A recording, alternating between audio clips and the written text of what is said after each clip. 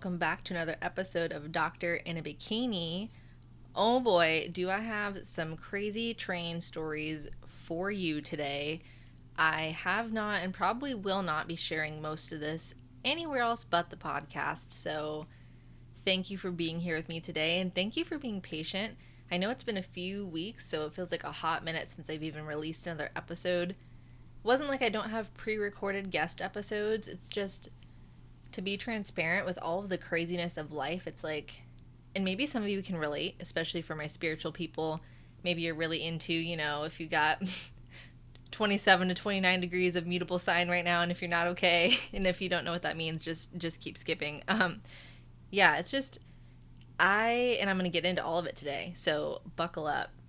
I just have not been super, it's not that I haven't been okay or in a good mood, but you know how sometimes, and you know what, for those Cancer signs, it's Cancer season, so maybe you'll understand why I've just been feeling like a huge hermit crab that's overstimulated lately. And part of that is because the week I got back from show day, and I'm going to talk about all the show day things, the week I got back, I, for some reason, thought it was a great time for me to have the last day at my job start 2 new jobs, and then we had all of the funny haha universe things happen that same week, including my phone getting ran over in traffic, our apartment flooding, all sorts of fun crazy stuff. So I'm going to start with this is where I wish I had like a friend to recruit. Connor couldn't record with me today. I tried to make him do it, but because I'm like, which one do I get into first? Do I get into like the juicy hot mess? You know what? Yeah, thank you for answering that. I'm going to get into the juicy hot mess stuff first. Then, because I like to end on a positive, uplifting note, and I think I'll have a more emotional things to share with you about show day shenanigans too. So let's start with Hot Mess Express, shall we? Ooh, it's like if you and I were just sitting having coffee, this is the part where you get your little tea ready and you're like, okay, girl, tell me what's been happening. So let's just start with when we came back. Connor and I landed. We got back. We were smart. We took the day off Monday because we just knew we'd be getting back later, because him and I were super excited to go to Tennessee. If you know, you know. He has been wanting us to move there forever. Actually, he's just been wanting to leave Arizona forever, and then I told him once upon a time that if we were going to leave and live somewhere, it has to be somewhere cool. So we originally agreed on Tennessee, but between you and me, I doubt we're ever moving. Anyways, yeah, so we loved it. We had a great time. We landed. We didn't get home until around 3:30 in the morning. And it was so funny. Part of it was because our flight got delayed. The other part of it was because, yes, I dropped a pin of where I parked, but somehow it didn't save, so we couldn't find our car. Come to find out, we were just so delusionally tired that our backs were literally to the car the entire time as we're like looking around. And my car, it doesn't necessarily have the little finder on the key fob where you can just go like beep beep. Nope. Totally manual. You just stick the key in. Totally old school. So yeah, anyways, we got home around like 3:30, get to sleep, and we get like a hot 3 hours of sleep. Hot literally and figuratively, because we landed in Arizona. We left a humid state, and it somehow was more humid here because they had a bunch of storms when we were gone. So woke up, and our apartment was flooding because our AC burst. Oops. Big oops. So somehow, I don't know if we just thought like it stopped. Maybe it was like the rain or whatever. But crisis seemed averted was the point. We go on about our days. All of a sudden that night, it starts dripping again. And we're like, oh my God. So finally, Connor says, all right, use your phone. Can you FaceTime my dad for me? And where we live, it's an apartment. So it is small for 2 grown adults and an 80-pound dog. We don't have a human-sized ladder in here. We've got like an apartment setup. So like a little step stool, and it wasn't tall enough. So Connor, being the risky man he is, he was like, okay, you're not going to like it, but we're going to have to stack furniture for me to get to the AC. I'm like, oh my God, okay. So picture this. We drag our coffee table from one side of the apartment to the other, put a stool on top of there. Well, he wanted the stool. I was like, at least use this sturdy chair. I'm like white knuckle gripping this chair and using my entire body to try and keep it centered. So that way this man doesn't fall and crack his head open, because it's also slippery. Super good combination. So he's like, hold up the phone higher, because he really needed to have his dad on FaceTime. So hold up my phone. For some reason, this man doesn't know where his phone is. So we're using my phone, holding it up. And then without thinking about it, Connor opens the hatch.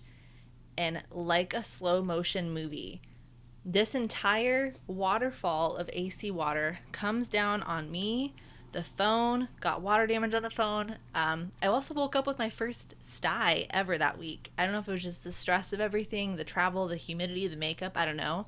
So it goes all over the sty eye. I'm like, And Connor's like, I'm so sorry.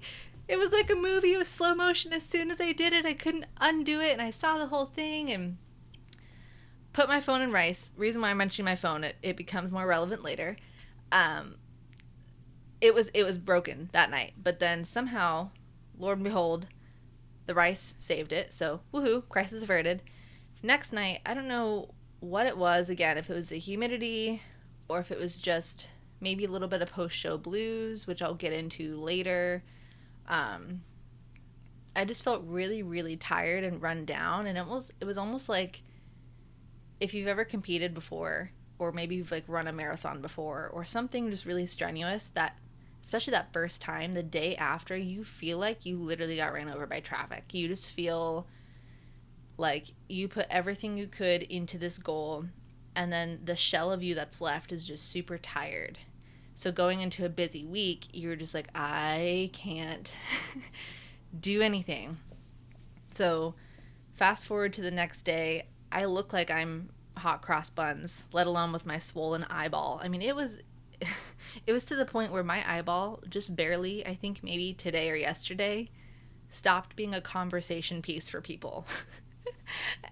It was so bad. It was so swollen. It hurt. Anyways, I'm sitting on the couch and I was like, I feel like I just need to do something. You know what? I'm just going to be good.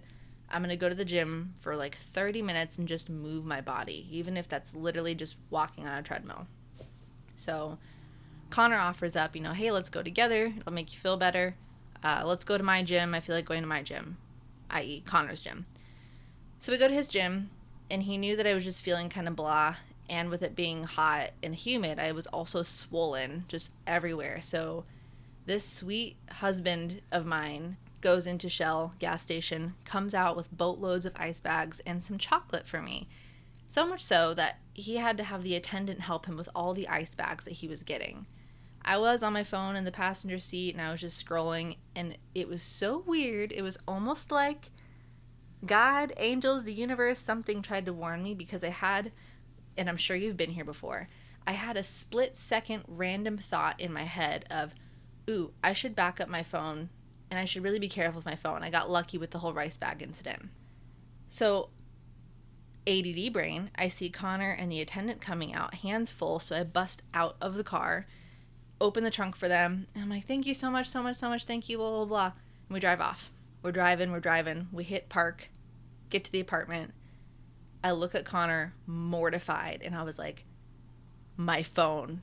And he goes, what do you mean? Where's your phone? I said, it was on the tailgate, because I scurried out to go help, and then literally right after I had that thought of be careful with your phone, I'm like, why am I like this? I left it on the tailgate, and you're going to laugh. The most ironic place. So we're driving away from Shell before I realized, apparently my phone decided to yeet itself off of the Jeep right in front of the Verizon store. And it was right in the middle of the main road. So Connor looks at my location because, crime junkie, stranger danger. I have my location saved with like 5 people because you never know. So we're tracking my little GPS dot, and Connor says, okay, it's got to still be alive because it's blinking. So we go, and he's like, it's in the middle of the road. Let's just hope it's between the tire tracks and we're good to go. So again, I can't emphasize enough how amazing he has been. I have not felt like myself. I have felt like Crazy Train. I have felt like the little hermit crab. It has been so weird, and he has been so great. we're driving, and this man literally volunteers to get out of the car and runs into traffic to go see if my phone is okay. And he comes up, and you see him just looking down, shaking his head, looking at me like it's a no-go. I'm like, oh my God. So I sent my coach actually the next day a little picture because I still had a little check-in. Obviously, I feel like I should say my phone was tatered. It looked like it got ran over literally in the freeway. So I get Connor to take a picture of me holding this sad excuse for a phone with my swollen shut eye. And I texted her the next morning and I was like, but at least I didn't miss my check-in today.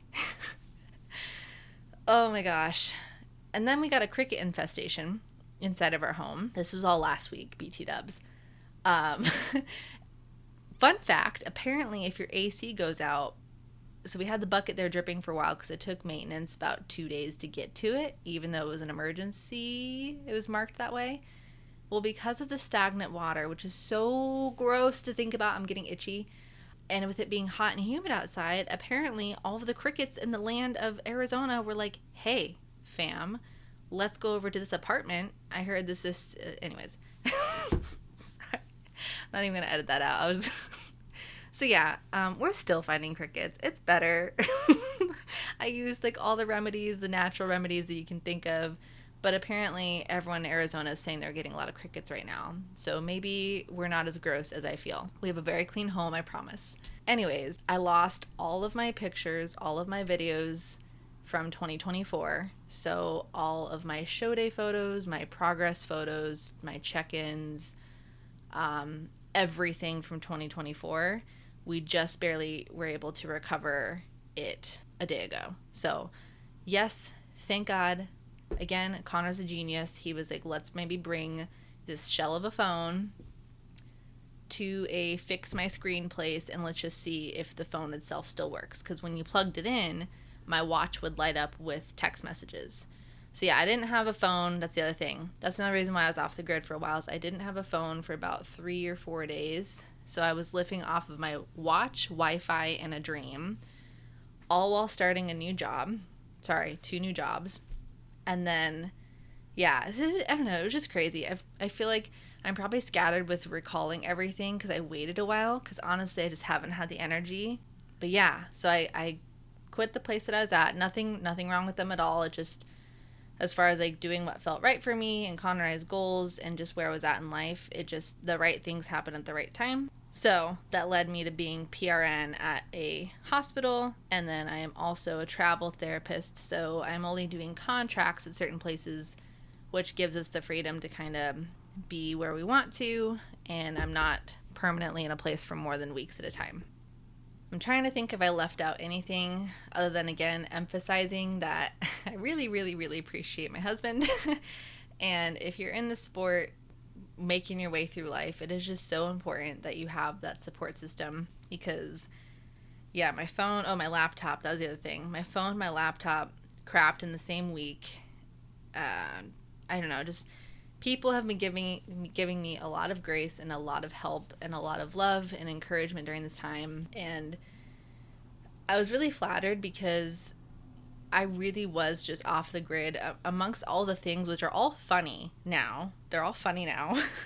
But I was so tired and overwhelmed and emotional, not just from show stuff, but from the life stuff. Life. I feel like I said lice. I did not get lice on top of all of that. It was just a very overwhelming time. So I'm never fake on my social media. I'm not fake on here. And I just didn't have the capacity to show up. And to be honest, I wanted to deliver everything in a concise, funny, positive, and productive, meaningful way, but I just was not there. I didn't have a way to survive through what I was going through and process everything and have rest and be present in my relationships and then also show up on my social media and my podcast. I mean, I could have, but I just didn't want to deliver anything less than what felt like me, if that makes sense. That being said, I think I'm ready to get into all of the show day shenanigans, and then I will share everything that's coming up. Also, while I'm bridging between Instagram, or social media and show things, obviously the title of this episode, thank you so much for all the love on my last post before I just disappeared for like 2 weeks about being a natural competitor. I was so apprehensive about hitting post, and the reason being, like I said earlier, I'm here to be me. That does not mean, pardon my French for little ears, that does not mean shitting on other people and whatever their paths and their lives are, because I don't know anything about other people and their lives and their choices. I'm not one to say anything is right or wrong for anyone else but me. So I try to really be careful. I don't hammer home the whole being a natural athlete very often. And it's not because it's not a fact about me. It's just that I think I'm mindful of the fact that I know and look up to so many different people. I have a lot of different friends that are different than me. Their journeys look different than me, whether that's their division, maybe if they do choose to supplement. I have a lot of friends that, I mean, they make their own safe decisions. So I think I was careful to, I don't want to say promote, because that's not what I was trying to do, but I wasn't trying to promote any certain right or wrong agenda by saying I'm natural. I never want someone else to feel like by showcasing who I am and what my journey looks like that I'm saying someone else's journey is less than or, you know, disapproved or whatever. Like, you know what I'm saying. So thank you for the love, and thank you. I was so happy that nobody took that opportunity to put anyone else down, because I also don't want to create a platform to shit on any other competitors. That's never, never, never my goal. So I guess I can talk a little bit about that too, because it kind of has to do with the show day shenanigans. Yeah, so, oh man, where do I start? So I will say I am going to be as vague as possible, because it is a small world and I don't want to throw anybody under the bus, and I don't want my experiences to influence anyone else's opinions. Now, if you come up to me individually and you're like, hey, I have a question about what you said, you know, maybe I'll talk to you more about like who it was, but most of my stories that I'm including people, I'm not going to say their identities because it doesn't really matter. So I guess starting from the beginning, when I entered the bodybuilding world, it was purely off of I wanted something for me. I was in a place where I came from very heavily focused grad school and work. And to this day, I still struggle with that. Yeah, that's a whole other episode. But that was what landed me in the bodybuilding realm. I got super lucky. I really didn't do the same degree of research as a lot of other people do. I did talk to a few different coaches. I talked to a couple different gyms. And I just really went based off intuition. I didn't have a whole set checklist about, you know, do they specialize in a certain division? How many pros do they have? How many Olympians do they have? Or how long has this person been coaching? I mean, I really chose based off of what my gut feelings said. And that being said, I was actually pretty naive about whatever rumors or misconceptions, or there was a lot I didn't know. There's still a lot that I probably don't know, but there was a lot that I didn't know when I entered this sport. So I really feel thankful that I have some really positive influences around me as far as mindfulness and being understanding that this is just a part of my life. It's not my entire life. And from the beginning, right before I stepped onto a national stage, there was somebody that they did try to imply that I should supplement, and it was said pretty much as a statement. And my coach was mortified. She was like, oh my God, I'm so sorry. Like, you know, that is absolutely your choice to make, you know, not right or wrong, but I never want you to feel like there's ever one option for anything. You know, it's not like you have to do this show. It's not like you have to supplement. It's not like you have to do anything. That was my initial conversation, I guess, around whether or not I wanted to be natural or not.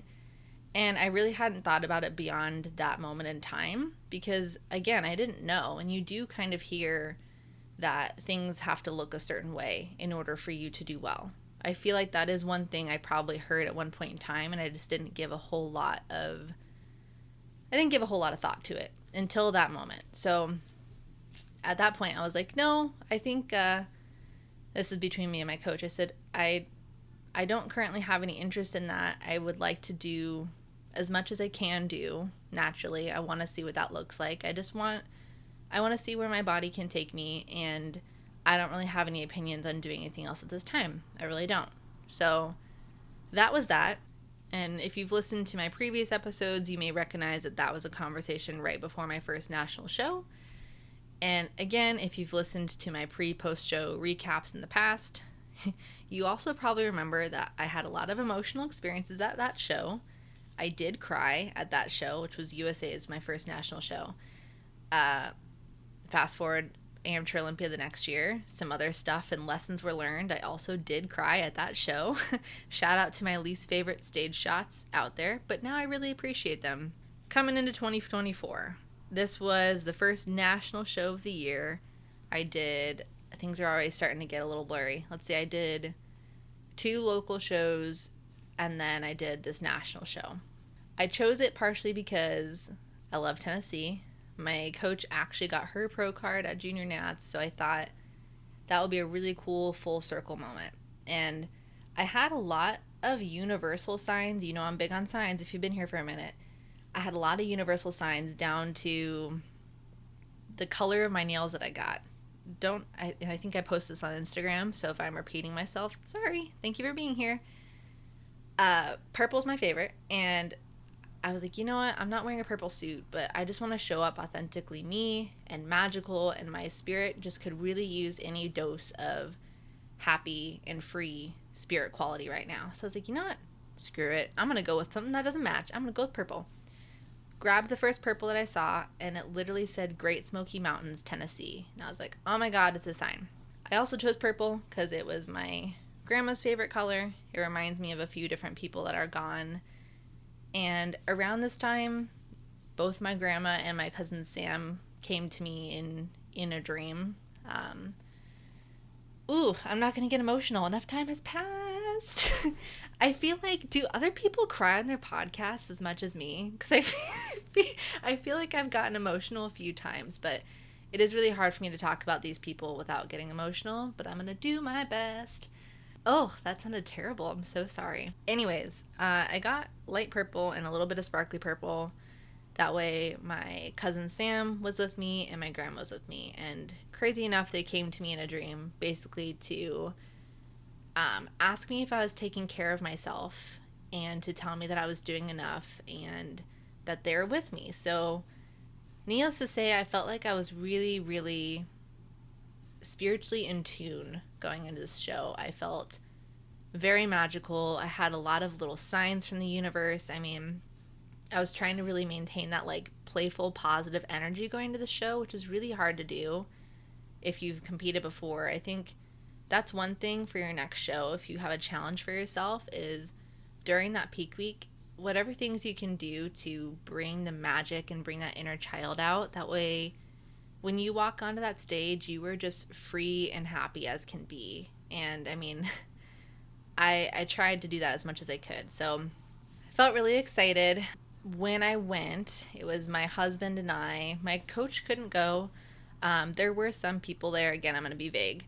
There were some people there that I knew, and then some people there that like I kind of knew from like the internet or from the podcast. So, you know, small world, super cool. And I felt really optimistic about my look. The crazy thing is I was eating like nobody's business. And I don't normally talk about macros or food or anything like that, but this entire year was different than words are hard.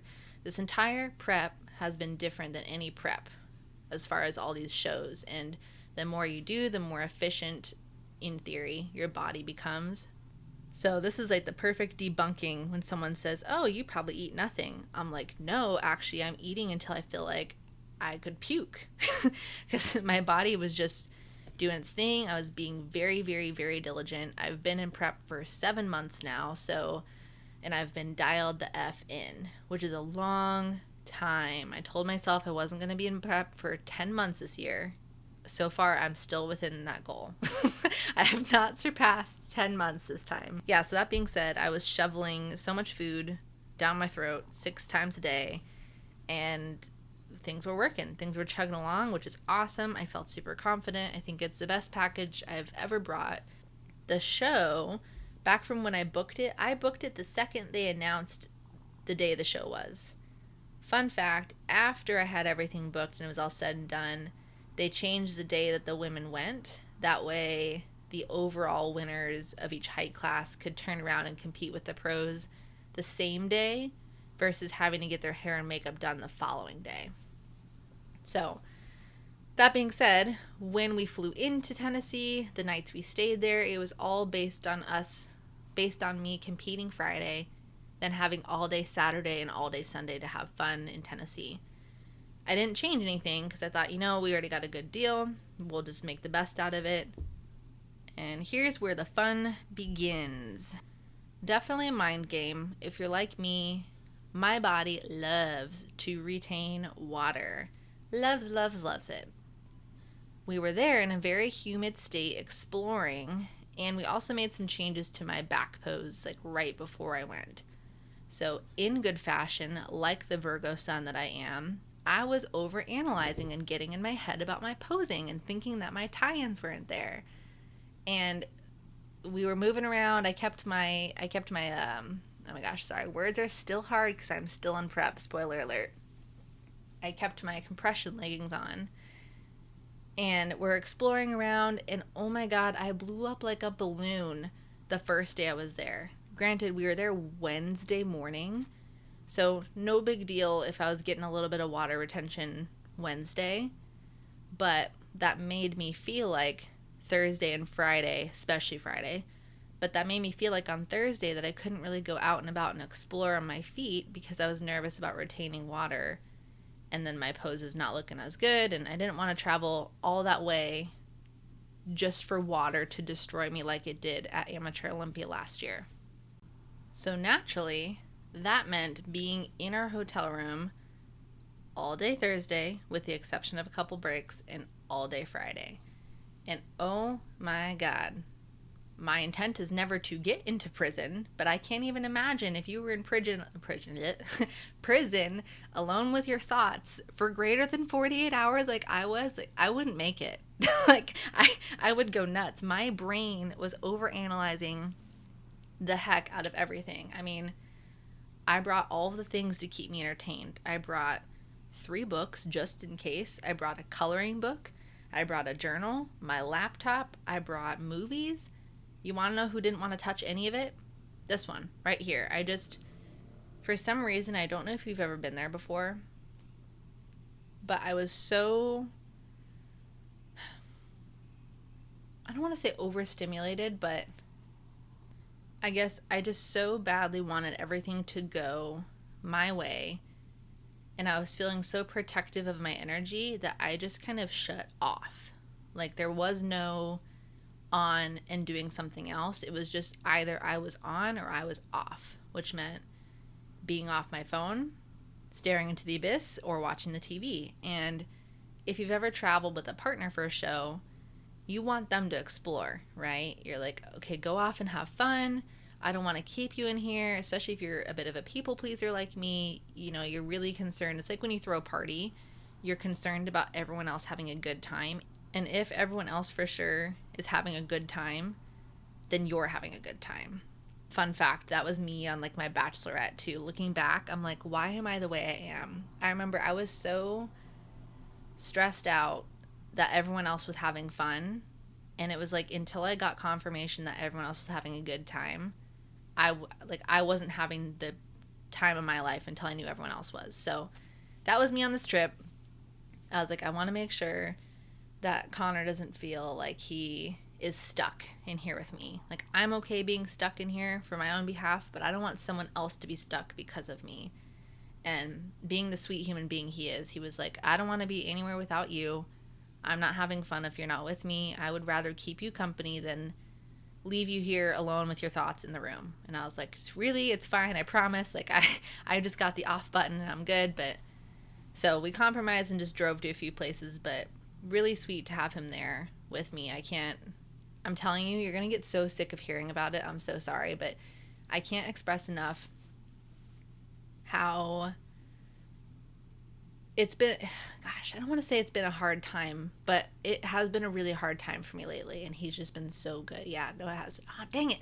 I made it through without a tear. Oh, but I told you I was going to be very real today. Yeah, it's been a really hard time lately for me. Ugh, dang it. I'm so sorry. I don't know why I'm apologizing into the abyss. I don't even know who I'm apologizing to. Yeah, it's okay. Like, everything has been really good, and I think I have a hard time letting myself admit that things have been challenging, because I feel like I've been so blessed. So it feels ridiculous to say that I've been having a hard time, because I know there's a lot to be grateful for. Ugh, can you imagine if this was a YouTube? Then you would see it all. Fun fact, I tried to do a YouTube, and it is so much harder than talking to a microphone, because then you see the little like YouTube live. And anyways, I'll get there one day, but today was not the day to start. So, painting you all a picture here. So I stayed at the convention center host hotel. That being said, you also didn't want to go into the lobby, because I swear, anytime you went to the lobby, there were a bunch of bikinis everywhere. Everywhere. So you're like, no, I'm not going to do that to myself and watch all these awesome looking humans strut around like the Transformers that they are. Oh my gosh. I was just thinking like, Megatrons, unite. Yeah, no, they seriously, ridiculous. The national level is no joke, and I don't care who you are. It is effortful not to get into your head. And thankfully, this is my third year doing it, so I know me. I know what triggers me. I know what works for me. And I just kind of have to blur it out. But anytime I did go into the elevators, there were really nice people, but there were also some not so nice people, just like everywhere. I mean, there were girls that were bragging about like what they can eat and, you know, what so-and-so looks like versus what so-and-so look like. And I'm just like, you know, I'd rather be in my room than hear competitors complain and or put other people down, because I just don't think that's a good look personally. I would never do that. So definitely was a mental battle being in the room, feeling confident. Here's the fun stuff. So my tan, as you know, I have done my own tan, my own hair, my own makeup now for a couple years, and I feel very confident about it. I feel proficient with it, and my wallet thanks me. For some reason, this was show number 9, and this is the first time my tan, I did the exact same routine, and I exfoliated, but I think with how many I did, somehow there were a couple areas that weren't visible to the eye that were not even enough. So super stressful. On Thursday, I started to notice that there was a texture along, at first just kind of like my boobs, but then the more tan that came on, the more I realized it wasn't just my boobs, it was my shoulder, it was a couple parts of my stomach. So I didn't do a whole lot of selfies on show day, because up close to me, you could tell for sure. Far away, couldn't tell. But imagine being in your hotel room for 48 hours, not alone, but you know, your coach isn't there. It's not like there's anyone except your sweet husband who's going to tell you you're beautiful no matter what, and that it's not that bad. Please don't stress out. It's hard not to stress out, because you're like, oh my God, I don't know how I can fix this. So I actually had to shower and restart the whole process again, all while trying not to stress, because if you stress, then you retain water, then you look bloated. Back to fear number 1. I just kind of chose to be blissfully unaware and needed to blindly trust the fact that you couldn't tell from away. On stage, you couldn't tell, so I got really lucky about that. Hair, makeup, all was fine. And then I'm going to get into another little part here. This is the part that I'm going to be pretty vague about, so I'm going to have to think how I want to word it, because it's a part of my life, it's a part of my experience, but I don't want to throw anybody under the bus. So I'm backstage. Again, I am standing amongst Transformers. I am in Class C, which if you follow bikini, for some fun reason, it's usually the most competitive. I don't know if it's just based off of like symmetrical dimensions. I don't know if it's just the most average height, but it's typically the largest class and it's typically the most competitive. So you guessed it, I got moved from Class D to Class C. Usually I am Class C, so I'm not sure why I was Class D anyways, but standing in line and I'm just like trying to blur everybody out. I'm just looking at a bunch of floating heads in my mind, because if I look downward beyond their face, then it's just not going to do good for anyone. There was one girl in there, she was super sweet, and she vocalized that. She said, oh my gosh, I'm standing amongst you all, and honestly, I don't know if I belong here. And again, how do I word it? This isn't the part, but some of the people in my class blatantly heard that and just kind of laughed at her and then turned away. And I was like, oh my God, like how mortifying. So I tapped up to her. I was like, hey, by the way, like you look amazing too. Don't sell yourself short. And she was like, oh my God, thank you. And I said to her, I was like, we're all thinking the same thing. I said, we all look superhuman. We look like little mini Avengers, but you definitely look like you belong. Get on stage, and my goal, I've never had a first call out at a national level. I've never gotten a medal at a national level. And when they were finally calling their first call out, my number was called last because they went numerical order. And in my mind, I was like, oh my God, that's awesome. Like I was shitting bricks there. I definitely thought I wasn't going to get called because, again, everyone there looked amazing.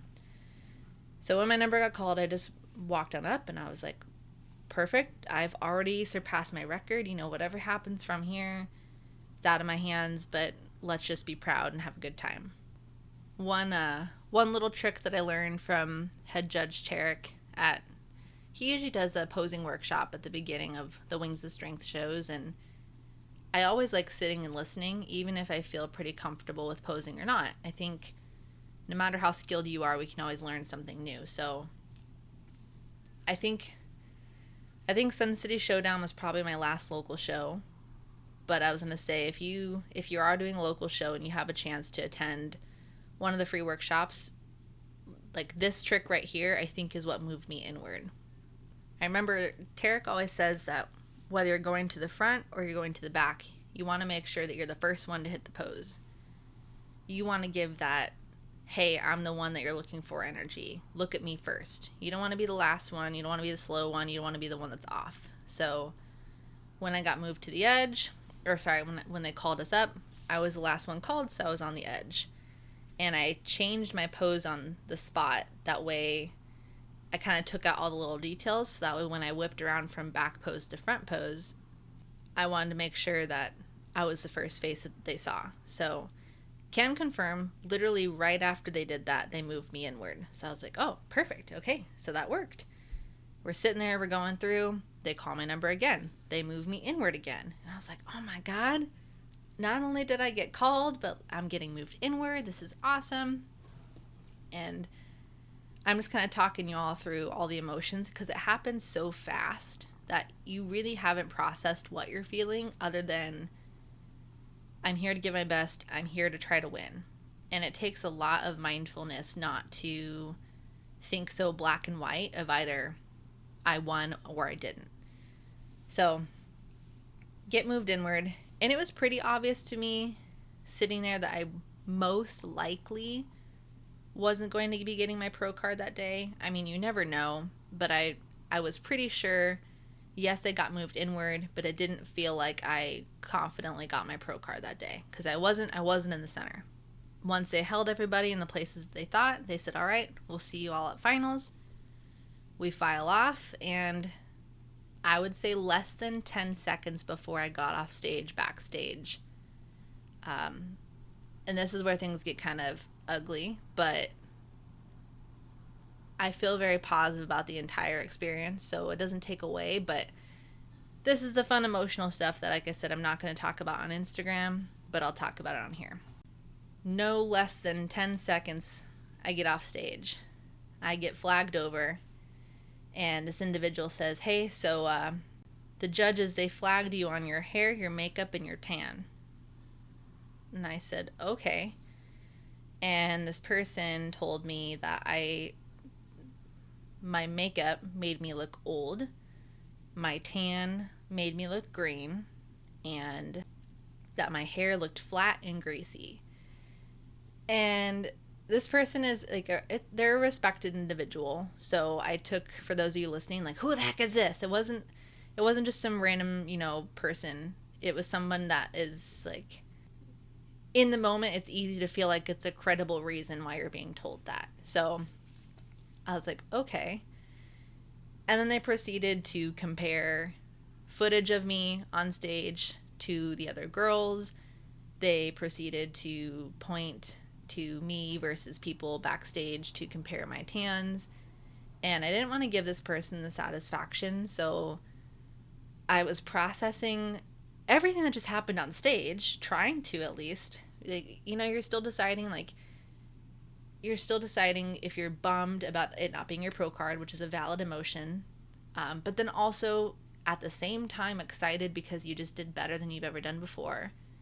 But I haven't even been backstage 10 seconds yet to even sort through what's going on beyond the fact that I'm tired, overstimulated, I've been prepping for how long, and then all that rush of stage energy, right? So I didn't want to give this person the satisfaction of having really any reaction other than just listening and then leaving. But basically, I'm biting my teeth because I'm like, anyone who's told that while they're basically naked, so they're literally and physically vulnerable, anyone else would want to cry. So I just gritted my teeth and I was like, all right, the second I'm done with this conversation, I'm just going to go cry my eyes out. And I was so upset because I was like, this is going to be the one show I feel so magical about. No ugly tears are going to happen. Some tears are probably going to happen, but not the I'm sad, I didn't do enough, I could have done better kind of tears. Because I think each national show, although it's not true, it's just the harsh critic in me, I think for some reason it is so easy for the first emotion to be blaming yourself or thinking, what if you did this differently? Or in reality, if you're anything like me, deep inside, there is nothing more that you left on the table for any show. There isn't a single show that I'd be like, I could have done more. I could have given more. Oops. No. That's why it's so hard, and that's why I come on here so much to talk about balance, because, we're human beings, and it can be really, really overwhelming, like these last few weeks, when you are literally giving everything you physically have, emotionally, everything. So it stinks because that's usually the first emotion. And for somebody to tell me that the things that were within my control were the reason that I didn't get my pro card, because that's how it was worded. It said, had you have gotten those things done professionally today, you would have been the winner. And I just literally thought I got stabbed with a sword. Like, it felt so devastating and heartbreaking, and because in the moment I took it like it was true. My sweet sweet innocent husband, I go out into the lobby, and like he always is, he's just so excited. He's clapping and he's like, let's freaking go, I'm so excited. And I was like, I need to get into the car right now. And he's like, oh okay, let me get the keys. And God, I feel so bad for him. And he, if he were in here, he would roll his eyes, because I feel like I've apologized incessantly lately for just like all the things. And he's like, what are you talking about? You are not too much. This is what I signed up for. Like, you're just giving everything that you can. I'm so proud of you. Literally nobody's thinking this about you but you. Anyways, I cried my little heart out in the car, and so I'm holding it right now.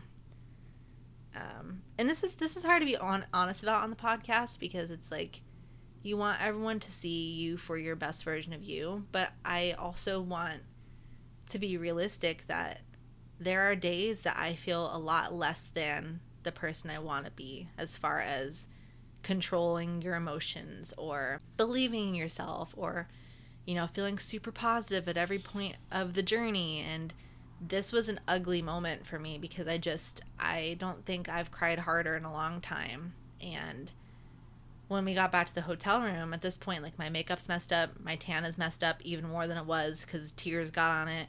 I'm bloated because I've been crying and working up and hyperventilating, and I'm holding it right now.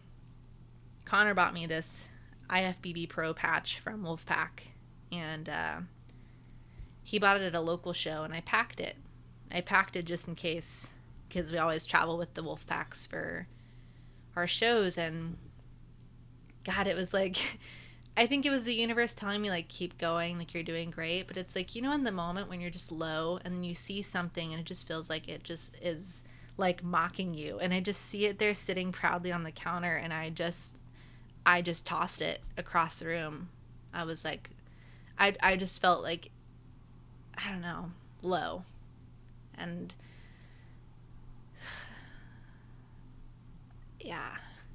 It's ironic because I've actually been holding it this whole episode, because now it's almost like me having that moment with the patch, like, made me appreciate this patch so much more. It just says IFBB Pro on it, and it's not time for me to put it on a bag, but it's like, for me to have such a low moment with it to the point where I just, like, chucked it, and I was like, this is dumb, like, why am I even doing this? Like, I didn't say that, but I mean, you know, your core emotions in the moment when you're just, I was mad at the person. I was mad at myself. I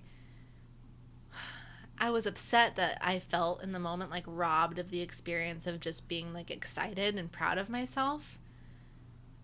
But then I don't know. It's just such a whirlwind of emotions. But for someone to basically, again, sorry, little ears, basically shit on your appearance and tell you that your package looked terrible and that's why you didn't win, that's why you weren't good enough that day.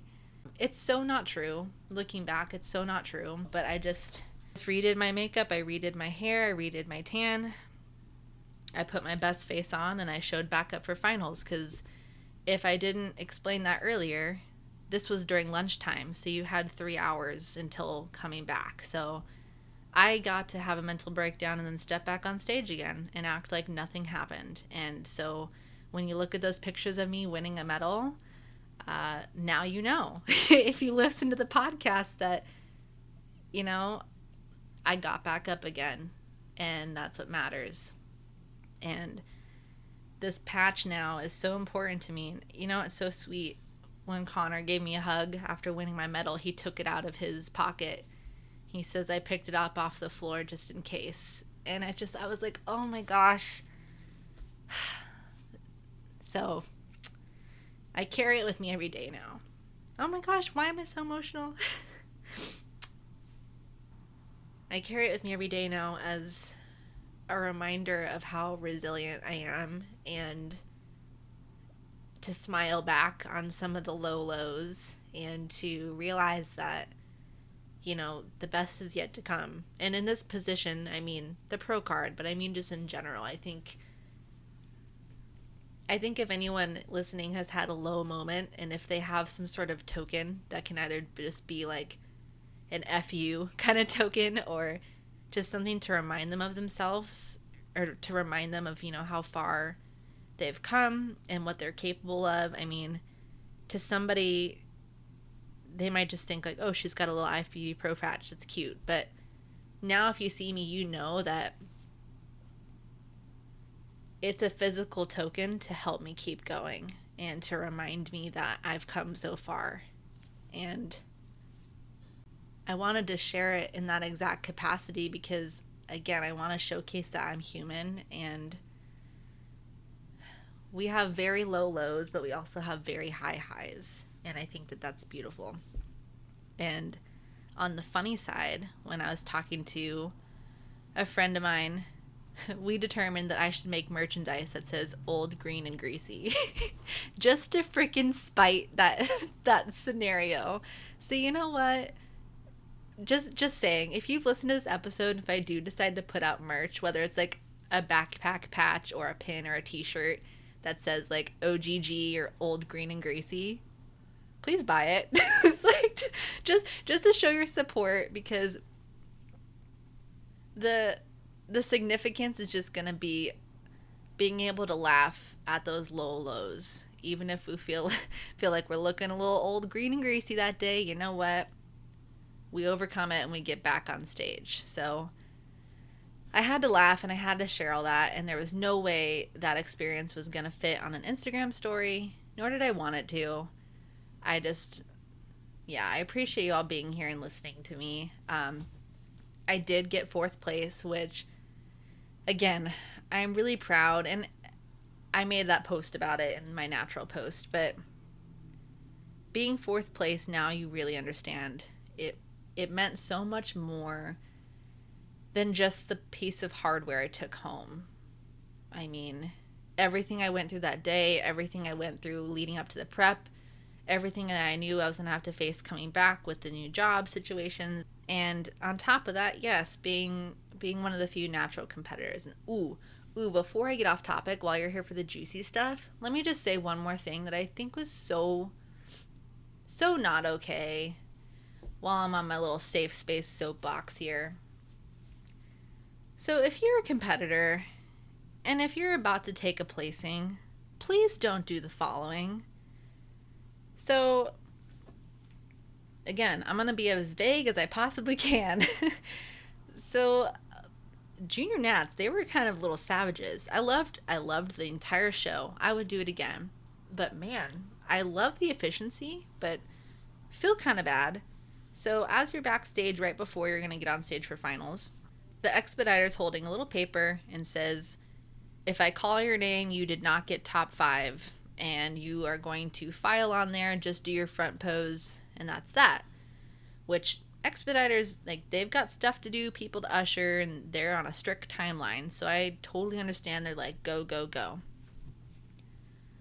That being said, the people whose numbers were being called, they were not happy. They were like, this is dumb. Why do we have to do this? I don't want to get on stage. They felt like crap. From outside looking in, they felt like crap. The fact that they were just essentially told, hey, you weren't good enough to be top 5. We're going to call you first. That's just, some people, they didn't seem to care. They looked like they were having a good time. Some people were really not having a good time. And then some people that did get in a top 5, and I'm not necessarily saying I'm talking about my class, because they lined up every single class alongside. So I'm not being specific about whose class. Nope. This person who did land a top 5 spot was sitting there complaining to the people amongst the other top 5, saying, man, my coach is so mad. And I turned to them. I said, why? You did great. Why are you upset? And they said, oh no, they're not mad at me. They're mad at how the judges judged. And in my mind, I'm like, but you placed top 5 and you're complaining to the girls in your top 5 about how your coach didn't think that your placing was correct. No offense, but come on. If you are medaling at a national show, not only standing next to the girls that didn't get a placing at all, but you're complaining directly to the people in your top 5 who did get a placing that your coach thinks that it was the wrong call. I don't know. Just a personal pet peeve. I think that's super shitty showmanship. Sorry, just gonna say it. I think that sounds so rude to undermine the other girl's I don't know. Maybe I'm being dramatic, but let's just say I was happy as a clam to have 4th. I was happy for 5th, 3rd, 2nd, and 1st. I was just happy to be there. I am absolutely not going to complain to the other girls about the order of our placings. I just think that's effed up, personally. So, anywho, not to sandwich that in there, but I just had to say it. I think if you're going to complain, because I have been to quite a few shows, and I always remember the people, because it's happened multiple times, I always remember the people who put down other girls. That's not the first time that I've been at a show that someone was visibly pissed at the person that won over them or made a huge stink about it. I just think that that's not cool. People don't forget. That being said, so the show is obviously done. I am, like I said earlier, in prep for another show, and although I still believe wholeheartedly that placing should not be a primary goal. I would say I feel the most focused towards a specific placing goal right now, which it's so weird because, yes, I understand everyone competes because they do want to win. I guess it's just I've never even been in the mix at a national show before. So now that I am in the mix, it's crazy because it's encouraged, hey, if you're right there, you should do another one because your time is coming. So it is this especially weird happy medium of you want to just show up and be your best magical, playful self. And you also are trying to win, but you also don't want to get on yourself if you don't get first place that day. So I don't know. Stay tuned. I am doing USAs in, I think, 20 days. Is that right? And yeah, to be transparent, I am overstimulated right now. I'm excited for the show, and I know the second that I get my pro card, I'm going to miss being an amateur, which is a whole other episode. So that's also weird, because I think when you're right there, and when you're so close to getting that pro card, that's the funny thing is when people ask me about the pro card, a lot of my friends are like, so when you get your pro card, that means you can get more sponsorships and get paid and all that, right? And I'm like, well, when you get your pro card, yes, it is so, not that I would know from experience, but it's such an achievement. You know, you just made this big, big, big goal that not everyone achieves. And if you want to continue your career, which I don't plan to quit bikini for a long time, it's also kind of the norm that when you become a pro, you're not all of a sudden a well-seasoned pro. Now you are the small fish in the big pond, so you kind of start all over again, which is cool. But also, yeah, it's this weird, it's a weird happy medium because I'm ready to win my pro card and then I want to take a break, but I know the second I start taking a break, I'm going to be like, I miss competing. so we'll see, but my plan is to do USAs. My hope is to walk away with a pro card, and then who knows from there. But I think once I do get my pro card, I would love to focus more on the brand of Dr. in a Bikini. I want to focus on getting merchandise out there. I want to continue to build the community. I want to host events. There's so much I want to do for this brand while also navigating my own career changes and Connor and I getting into a home. It's like, that's why I said I feel overstimulated, because I want to give all of myself to this goal, but also 7 months is a long time to be giving yourself to a goal that all of a sudden your car starts to run out of gas a little bit, and it's like, we're almost there. We're right at the pro card. I can feel it. I'm holding onto this patch for dear life to keep me sane. Yeah, so that is where we are at. I think I've given you a full, complete update, and I appreciate you all for hanging on this entire time. And if you don't already, make sure to follow all of the shenanigans on Instagram. And also, please, please, please send me an email, drinabikinipodcast@gmail.com. Like I said, I want to continue to evolve this brand. I want to bring more of the episodes that are anonymous episodes. I want to continue to do some remodeling. So even if you're like, hey girl, I specialize in marketing, or I specialize in online or virtual assistantship, send me an email. I have a lot of ideas I'm not even vocalizing on here yet, but I am one person. So in the meantime, I hope that you all have a great week. Thank you for bearing with me and my prep brain. It is a struggle, and I will talk to you guys later. Bye, guys.